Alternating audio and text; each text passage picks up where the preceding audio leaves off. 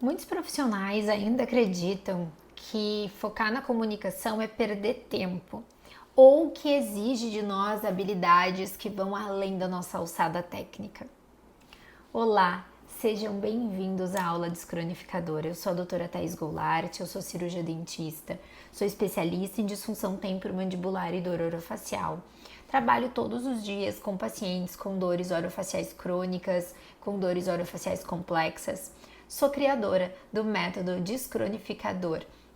Tenho experiência clínica com comunicação clínica e a minha missão é ajudar dentistas e profissionais da saúde a transformar os pacientes de dores crônicas em parceiros ativos do tratamento.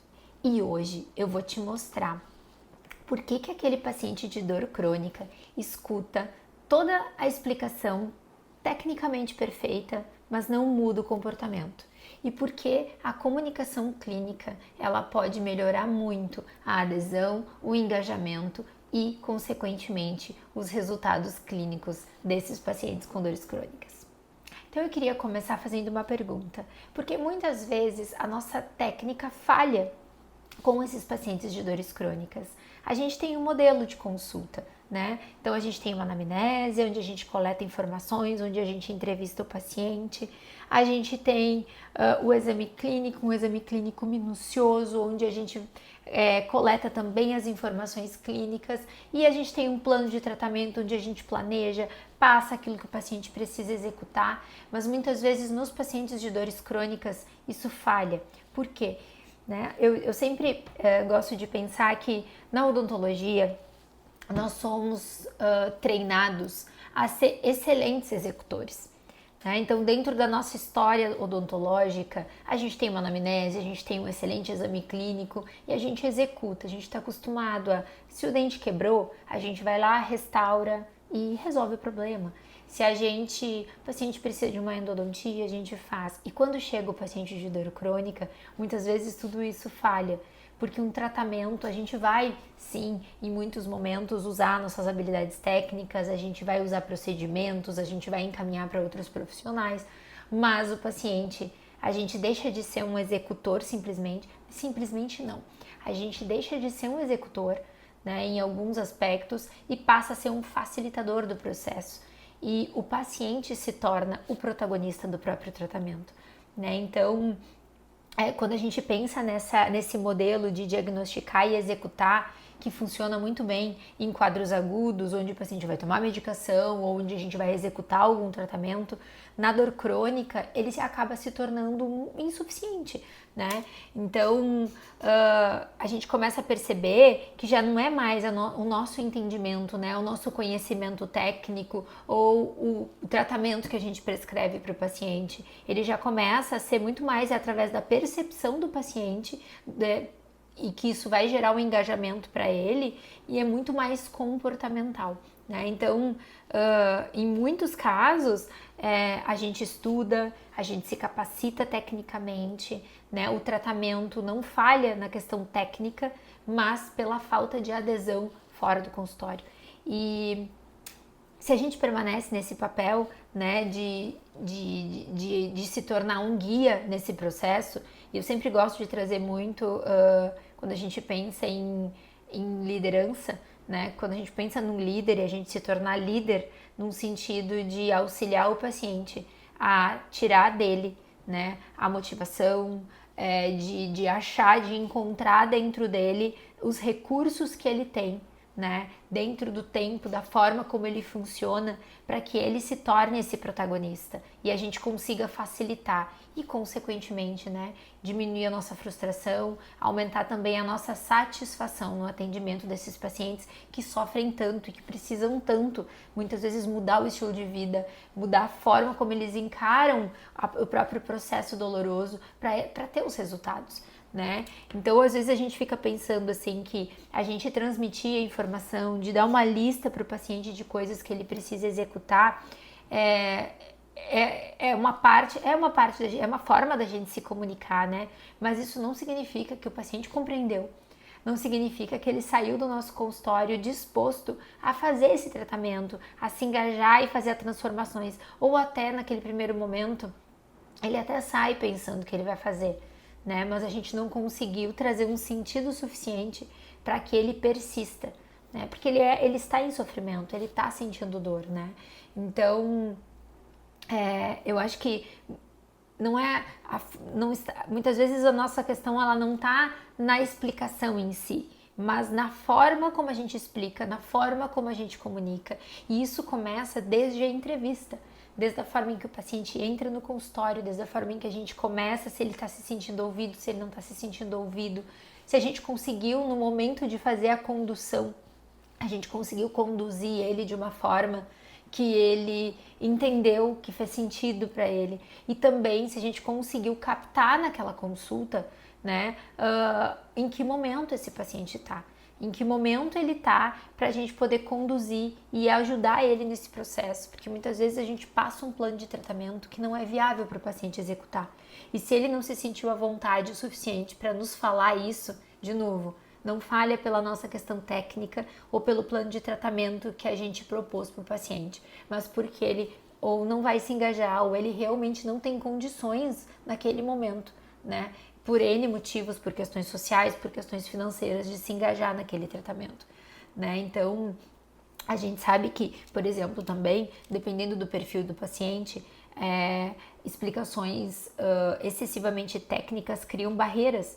O paciente ele vai até pensar, nossa, esse profissional ele sabe do que ele está falando, mas se o entendimento real, que é aquele que faz sentido nesses pacientes que estão, né, que precisam fazer mudanças tão grandes, muitas vezes eles precisam mudar muitas questões dentro da vida deles para eles terem resultados, nem sempre eles se responsabilizam, eles entendem essa responsabilidade que existe com a mudança, né?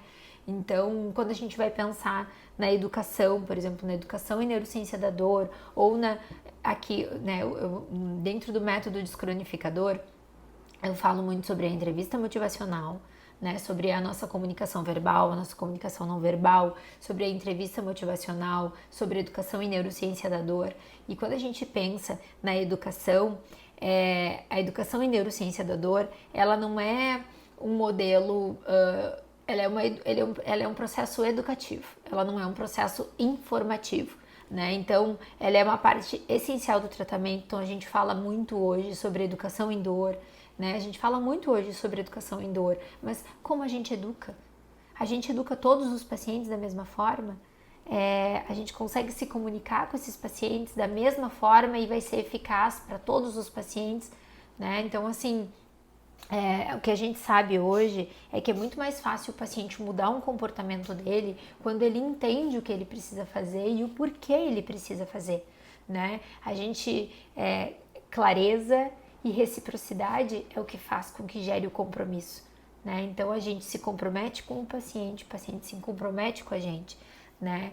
Então, quando a gente pensa num paciente de dor crônica, o tratamento, ele sustenta, ele é um planejamento, mas é o paciente que assume esse papel de executar, esse papel de se engajar, né? Nesse momento, eu quero conversar contigo também sobre o que muda na prática clínica quando a gente resolve focar na comunicação também e trazer a comunicação como uma parte do nosso tratamento, né? Se a gente for pensar, a nossa comunicação, as nossas palavras, a forma como a gente se comunica com o paciente, dentro da nossa caixinha de ferramentas, ela é a única que a gente utiliza com todos os pacientes, né? Dentro da odontologia, dentro da especialidade de TM dor orofacial, eu vou ter N procedimentos. Eu vou ter infiltração, eu vou ter bloqueio anestésico, agulhamento, vou executar aparelhos, placas, mas a comunicação, ela é a única que eu vou utilizar com todos os pacientes, né? E aí entra de novo dentro da comunicação e do paciente de dor crônica, assim como no plano de tratamento, a comunicação, ela também precisa ser personalizada. E vocês vão perceber, talvez, estudando comunicação, que isso acontece depois para todos os pacientes. A gente tem um perfil de paciente que é muito mais fácil da gente se comunicar, né? Que é aquele perfil que geralmente é a maior parte dos nossos pacientes, porque a gente acaba se conectando com eles e eles retornam. Mas existem pacientes desafiadores. Existem aqueles pacientes que é mais difícil da gente se comunicar. E que às vezes é mais difícil para mim, mas não é o mais difícil para ti, porque a gente tem perfis diferentes, né? Quando a gente começa a perceber das técnicas de comunicação, elas são extremamente necessárias para esse perfil de paciente, que é aquele que é desafiador para a gente. É nesse momento, é assim como num plano de tratamento, quando a gente vai lá, né, e para um plano de tratamento diferente, a gente precisa acionar mais recursos intelectuais, mais recursos técnicos, aqueles que escapam da nossa alçada, do que é o mais comum no nosso consultório. A comunicação é a mesma coisa. Quando a gente pega pacientes mais desafiadores, existe uma necessidade da gente também ter melhores técnicas, e é nesse momento, na maior parte das vezes, que a gente vai trazer as habilidades e as técnicas de comunicação para serem executadas, né? Então, quando a gente começa a se capacitar mais na comunicação, a gente diminui a nossa frustração com os pacientes que não aderem, e aqui entra um ponto muito importante. Os pacientes, eles chegam abalados emocionalmente, mas nós também muitas vezes ficamos emocionalmente abalados após uma consulta, por N motivos, ou por frustração, ou porque a gente não conseguiu se comunicar, ou porque a gente não conseguiu se conectar com o paciente, e a gente sabe disso. No fundo a gente sabe quando a gente conseguiu fazer uma consulta mais efetiva ou quando a gente não conseguiu fazer essa consulta tão efetiva, né? Então a gente acaba, uma das questões importantes dentro da comunicação é que ela começa com a gente. Então a gente acaba se tornando melhores gestores. Porque se começa uma consulta e aquela consulta não está fluindo tão bem, e tu sente que ela não está fluindo tão bem, porque a gente sente, e a gente começa a trazer habilidades de comunicação, a gente, num primeiro momento, a gente tem uma melhor autogestão das nossas emoções, porque a gente tem ferramentas para modificar aquele cenário e automaticamente diminuir, no final de uma consulta, uma possível frustração, tanto nossa quanto do paciente, né? Isso reduz o nosso esgotamento mental. É óbvio que quando a gente começa a aplicar, assim como em todo o tratamento, né? Eu lembro quando eu comecei na faculdade, fazer restauração. Eu tinha que ficar pensando, agora eu vou colocar o ácido, agora eu vou colocar o adesivo, agora eu tenho que colocar, o que eu vou colocar depois? Coloco forramento, não coloco forramento, coloco resina, qual resina eu coloco? Com o tempo, isso foi se tornando mais automático. A gente já sabe, não fica pensando mais, essa restauração é mais rasa, essa restauração é mais profunda, essa restauração aqui é uma classe 1, é uma classe 2. As habilidades, elas vão gerando. Existe um gasto de energia inicial para a gente poder fazer esse procedimento. Assim também é quando a gente pensa na comunicação. Quando a gente vai se capacitando, inicialmente, talvez a gente vai pensar, nossa, mas o fato, né, vai ter aquele gasto energético, mas o fato de terminar uma consulta e pensar, nossa, foi legal, esse é um paciente que ele me desafia, mas eu consegui modificar, eu consegui me comunicar de uma forma melhor em casos em que antes eu terminava a consulta frustrada. E agora, ok, nesse primeiro momento eu tô mais cansado, mas é um cansaço de acionar recursos. Recursos esses que com o tempo vão se tornando automáticos. Eu lembro quando eu comecei a ir atrás das técnicas de comunicação, né, que eu fui atrás e que eu fui buscar técnicas dentro da entrevista motivacional, da hipnose clínica, dentro da educação em neurociência da dor, para poder, porque era isso, eu falava e muitas vezes, apesar de eu ter uma história, de saber e de ter dentro da minha vida, porque a odontologia é uma paixão, mas a comunicação também é. E eu estudo comunicação há muito tempo, mas mesmo estudando comunicação, dentro da prática clínica, eu sentia falta de recursos para que eu pudesse, com alguns perfis de paciente, me comunicar de uma forma melhor. Porque eu tinha um modelo de anamnese muito bem estruturado, mas eu tinha dificuldade com muitos pacientes e alguns perfis de paciente de me comunicar, porque eles acionavam em mim alguns gatilhos que me abalavam. E aí eu terminava a consulta sabendo que eu não tinha entregue tudo aquilo que eu podia entregar. Então, quando a gente começa a se capacitar e a gente começa a se apropriar de técnicas que são justamente para uma consulta de anamnese, para uma entrevista que a gente precisa fazer, e a gente começa a perceber uma forma de educar, já que a gente fala tanto em educação e neurociência da dor ser tratamento, mas como educa, como eu já falei, né? A gente não educa todas as pessoas da mesma forma. Algumas pessoas são mais visuais, algumas pessoas são mais auditivas, algumas pessoas são mais sinestésicas, e a gente usar habilidades, que a gente utilize os sentidos do paciente, que tragam uma linguagem que para ele seja uma linguagem acessível, é parte do processo de adesão desse paciente para todo o resto que a gente for explicar, né? Então, o tratamento, ele, nesse caso, quando o paciente ele se engaja, o tratamento ele deixa de ser um peso unilateral, onde a gente se coloca como os únicos responsáveis pelo tratamento. E a gente consegue compartilhar com o paciente essa responsabilidade, mas mostrar para ele que ele é o protagonista e que nós somos facilitadores. E o quanto vai ser importante para ele fazer todas as mudanças que ele precisa fazer, né? Então, eu queria trazer um pouquinho disso, né? Falar que a clareza para o paciente, eu acho que mais do que tudo, a reciprocidade. Eu já escutei mais de uma vez pela primeira vez, eu me senti ouvido. O paciente que tem dor, ele está num processo de sofrimento. E muitas vezes ele já passou por diversos profissionais com uma anamnese extremamente completa, onde as informações foram captadas, porém ele nunca se sentiu ouvido. E isso não tem a ver com o profissional ter ou não ter ouvido ele. Muitas vezes tem a ver com a forma como ele já chega, com as expectativas que ele já chega. E se a gente não consegue trazer para ele isso, a gente consegue através da nossa comunicação estratégica de que sim, ele está sendo ouvido, né? A gente tem, né, a gente pode falar assim, o paciente, ele, de alguma forma, nós em geral, a gente sempre vai procurar por indícios que reforcem as nossas expectativas. Então, se a gente pega um paciente que ele já vem de N procedimentos, de N consultas, de N profissionais em que o tratamento ele foi frustrado, ele já vem com expectativas, muitas vezes, claro que isso não é uma regra, mas ele pode vir com expectativas de que vai ser mais um tratamento frustrado, né? Mesmo que talvez na consciência ele não tenha isso, porque ele está buscando, né, o tratamento dele de dor.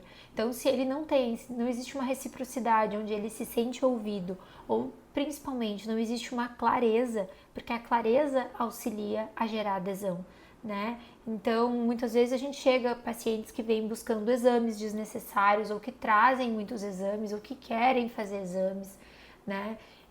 A gente tirar isso, a gente conseguir transformar esse pensamento, exige da gente habilidades, porque quantos anos muitas vezes, sei lá, 15 anos, o paciente ele vem no mesmo processo.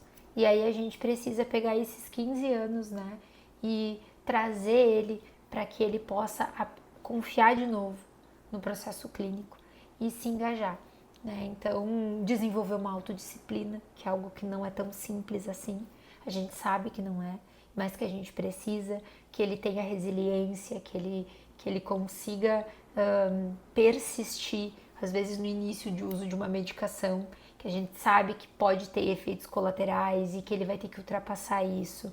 O fato do paciente procurar, por exemplo, a dificuldade que a gente tem de, em muitos momentos, fazer o paciente entender a necessidade do apoio psicológico, de procurar um psicólogo, de procurar um psiquiatra, sem que o paciente ache que isso que a gente está falando, que a dor dele é uma coisa da cabeça, porque talvez ele já tenha escutado, né? Então tem recursos para isso, para que a gente possa explicar para o paciente e ele entender, porque sim, ter um apoio, né? A tua dor não é uma coisa da tua cabeça, né? A gente explicar o modelo biopsicossocial do processo doloroso para ele entender por que sim, um apoio psicológico, seja ele psicológico, psiquiátrico ou os dois, é extremamente importante. O aspecto social do processo doloroso dele, né?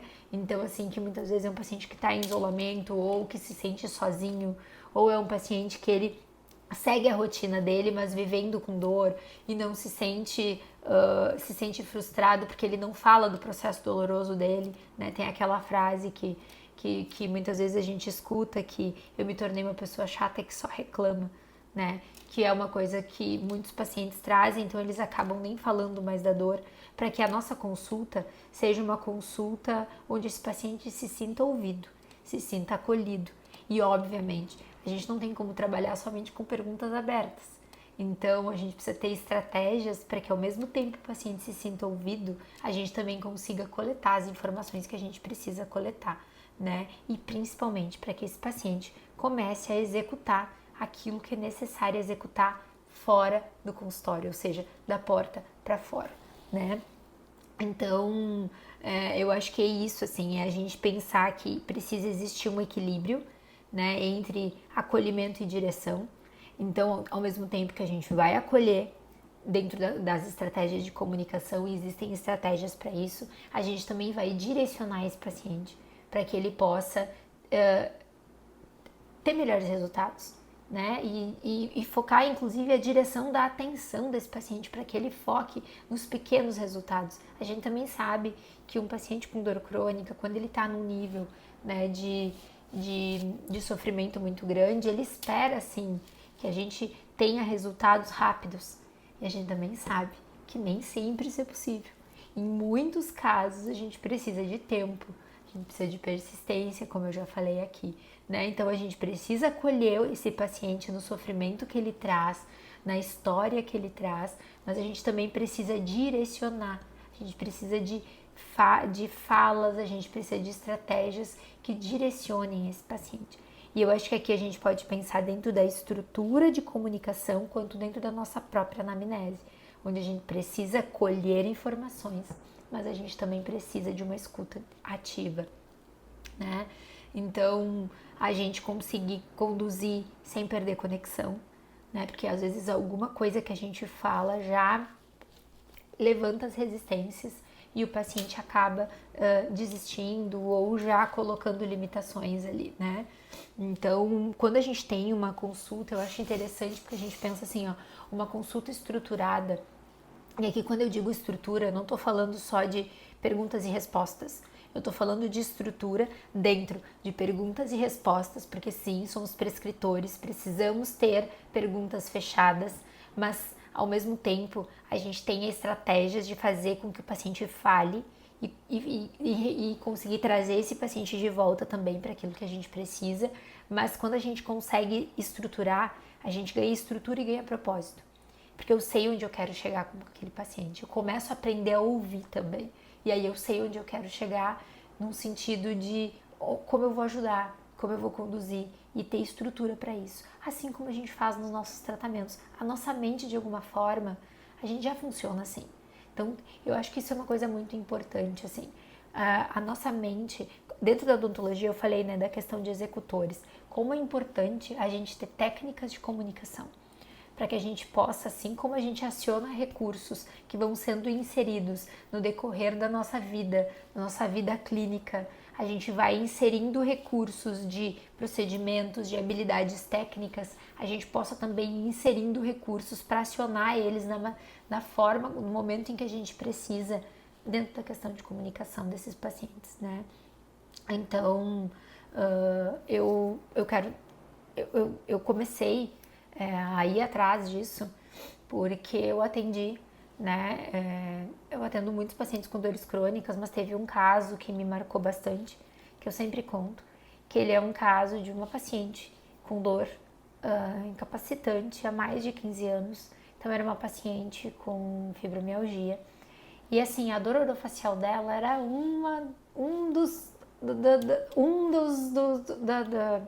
era uma parte do processo complexo de como ela convivia com um processo doloroso. E ela tinha já um histórico, né, de baixa resistência, baixa adesão, então ela não estava tomando medicação, ela não estava fazendo nada, nem exercício físico. Na verdade, ela estava tomando medicação. Ela tomava anti-inflamatório, analgésico, relaxante muscular, que a gente sabe que num caso de dor uma paciente com fibromialgia, num caso crônico, né, onde ela vivia um processo de uma dor incapacitante há mais de 15 anos, a gente sabe que isso, né, são estratégias que funcionam para o momento, mas não colocam o paciente de novo, né, numa vida onde ele possa sair desse processo incapacitante da dor, né? E ela estava fazendo um uso de placa 24 horas, uma placa que não era indicado por causa dela, já tinha tido alterações oclusais, então, e ela não conseguia fazer troca da placa, ela não conseguia ficar nem sem a placa. Por quê? Porque aqui a gente entra dentro de um processo, né, do conhecimento de dor. A dor que ela sentia quando ela foi buscar ajuda não era uma dor nociceptiva, não era uma dor, ela era parte do processo da síndrome fibromialgica dela. Então, no momento em que começou a acontecer as alterações oclusais, quando ela chegou aqui, tecnicamente eu sabia o que precisava ser feito. Eu sabia tecnicamente. Eu precisava remover a placa, só que ela estava com alterações oclusais, então a gente ia ter que mexer na oclusão, mas para mexer na oclusão eu precisava tirar ela antes do processo doloroso de crise, mas eu não tinha. Então, assim, tecnicamente eu sabia exatamente o que fazer. Porém, nada podia ser feito naquele momento. Ela era uma paciente não medicada, sem suporte psicológico. Se eu fizesse qualquer questão ali, eu ia piorar o caso dela. E aí foi nesse momento que eu percebi, eu já estava estudando as técnicas de comunicação, isso já faz algum tempo, que eu precisava colocar em prática aquelas habilidades que eu estava estudando. E a partir daí eu comecei a fazer perguntas, a resumir questões que ela trazia, comecei a usar as estratégias, a fazer analogias, a fazer ela mesma responder e criamos um plano de ação. E nesse plano de ação, inicialmente, eu nem iria executar nada. Nesse plano de ação, ela precisaria entrar, procurar um médico da dor, entrar com medicação, né? A gente conversou muito sobre o sofrimento que a dor dela incapacitava. A gente conseguiu visualizar o que ela gostaria de fazer, por exemplo, daqui 2 anos. Foi explicado, né? Tudo isso foi falado sobre o tempo, sobre o quanto é importante persistir, mesmo com a questão dos ajustes das medicações. Fiz analogias comparando medicações com outras doenças, né? Trouxe para uma linguagem que era a linguagem dela, dentro da base profissional que ela tinha, e a gente saiu com um plano de ação. O plano de ação era ela começar a tomar medicação, ela procurar o suporte psicológico e ela começar a fazer exercício físico orientado, né? E é muito interessante porque ela retornou um bom tempo depois, para a gente poder realmente fazer o tratamento que precisava, para poder remover essa placa que naquele momento era impossível remover sem ela estar medicada. A gente ia causar mais danos, porque ela já estava há 3 anos com a placa. E a gente começou de verdade o tratamento dentro da questão técnica. E aí talvez a gente possa pensar, será que eu tratei ela naquele momento? Ou será que eu comecei a tratar ela quando ela veio e eu consegui, depois de um tempo, ela medicada, né? Ela ainda está no processo, ela ainda está trabalhando muitas questões, mas a gente já conseguiu executar algumas coisas. Em que momento eu comecei a tratar ela? Com certeza naquele momento. Eu acho que isso foi uma virada de chave quando um dia eu estava conversando com uma psicóloga especialista em dor e eu falei isso antes até das técnicas de comunicação e eu falei assim, eu acho que esse paciente ele não é meu, porque não era algo que eu precisaria executar. Vejam o nosso pensamento de executor dentro da odontologia. E aí ela me disse, claro que é teu. Se a paciente tem a expectativa de que tu vai conduzir ela, seja para o neurologista, para o psicólogo, e tu te comunicou e tu conversou, ele é teu. E eu acho que aí entra um ponto muito importante. A psicologia, ela trabalha e ela trata através da comunicação. E ela entende o papel da comunicação e o impacto que a comunicação tem para esses pacientes.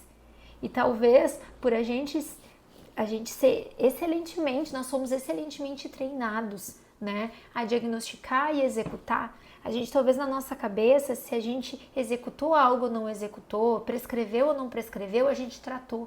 E na verdade, mesmo que o paciente naquele primeiro momento não seja tratado tecnicamente por um procedimento técnico pela gente, se a gente se comunicou e a gente conseguiu impactar seja encaminhando dentro de uma equipe multidisciplinar, né? Ou simplesmente naquele momento fazendo um processo de educação em neurociência da dor, fazendo uma entrevista onde o paciente começa a perceber, a gente começou sim o tratamento, porque comunicar também é tratar, né? E aí quando essa chavezinha virou, foi um dos momentos também que começou a me impactar ainda mais aquelas frases que a gente falava sobre eles não entendem, eles não aderem.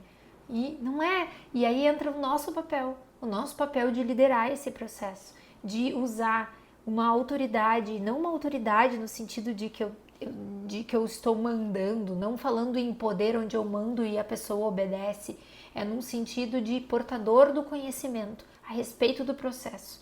Usar isso a favor do paciente e automaticamente a favor da gente também, porque ninguém quer ter tratamentos frustrados. A gente não quer se frustrar na nossa prática clínica, a gente quer ter cada vez mais resultados dentro de um entendimento, inclusive, do que é possível e em que momento aquele paciente está. Se ele está num momento de mudança ou não, porque as estratégias de comunicação também nos ajudam a perceber isso, né? Então, eu acho que isso é muito interessante, né? Porque foi esse caso que eu contei, ele foi um caso que realmente fez com que a partir dali eu realmente me engajasse em entender mais sobre comunicação e buscar técnicas validadas para que a gente possa usar, né? Então, aí talvez tu possa dizer assim, ai, Thaís, mas eu não tenho tempo para ficar estudando comunicação, né? Então, eu acho que não é sobre não ter tempo. A gente tem tempo, a gente como trazer a comunicação para um papel dela, que é um papel de também fazer parte da nossa ferramenta, né? Então, é uma coisa assim como hoje eu estudo sobre DTM, assim como hoje eu estudo sobre DTM, assim como hoje eu estudo sobre dor orofacial, assim como eu estudo sobre coisas que me interessam, a comunicação, ela entrou como parte dos meus estudos para me capacitar a direcionar melhor o meu paciente, a não deixar o paciente falar sem direção, a conseguir trazer ele de volta dentro de um processo de uma anamnese, de uma comunicação, sem que ele se sinta não ouvido ou tenha se sentido onde a gente interrompe, mas não interrompe porque a gente não quer ouvir, mas porque a gente tem uma necessidade, uma demanda de consulta que a gente precisa naquele momento, a gente tem um tempo de consulta e a gente está escutando o paciente, mas a gente precisa trazer ele de novo para o foco e para a direção. Essas conversas, elas podem ser retomadas em outros momentos, mas o paciente entendendo, né, que a gente conseguiu sim retirar do que ele falou e que ele está sendo ouvido, e que ele está sendo acolhido, apesar da gente direcionar a consulta, né? E também, né, não transformar a consulta no interrogatório, onde a gente pergunta, o paciente responde, no final, né, o paciente saiu, ele respondeu várias coisas, mas em nenhum momento ele se sentiu ouvido, apesar da gente ter ouvido, né? Então, eu acho que esse é um ponto central. A comunicação, ela precisa ser conduzida, né? Então, eu vou trazer, por exemplo, assim, a importância da gente, dos primeiros 2 minutos, quando o paciente chega, de uma pergunta, onde a gente pergunta por que o paciente chegou até ali, naqueles primeiros 2 minutos em que ele fala, é tão importante a gente escutar, a gente ter uma escutativa e, dentro da comunicação, saber o que ele falou e o que dali pode ser um norteador dentro do direcionamento, porque esses primeiros 2, 3 minutos do paciente, quando ele dá a declaração inicial, eles são extremamente importantes e muitas vezes a gente nem espera essa declaração inicial finalizar. E ok, se essa comunicação se estendeu demais, como a gente consegue trazer o paciente para o início de uma consulta sem que ele se sinta cortado, né? Porque a gente sabe das demandas e das necessidades, né?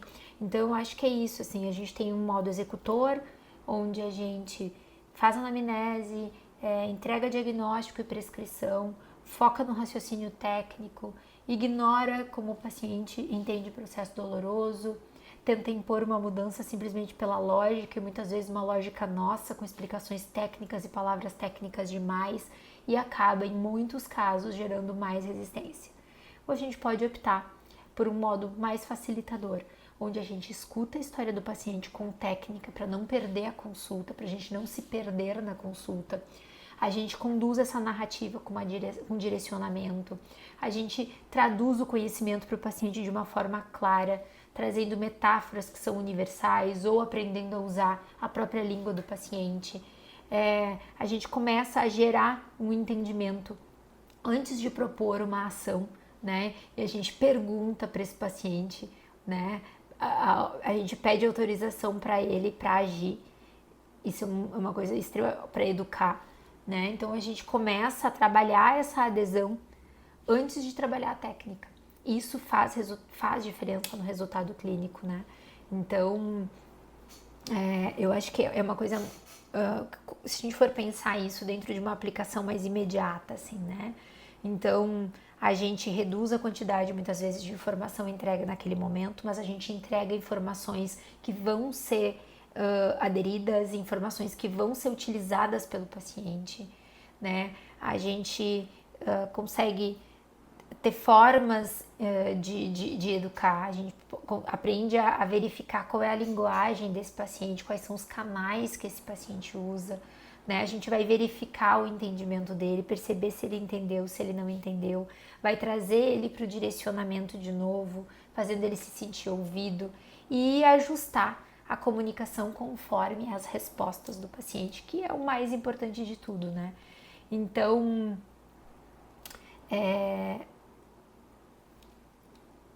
hoje a gente percebe que na dor crônica, se o paciente ele não acessa o conhecimento, ele não age.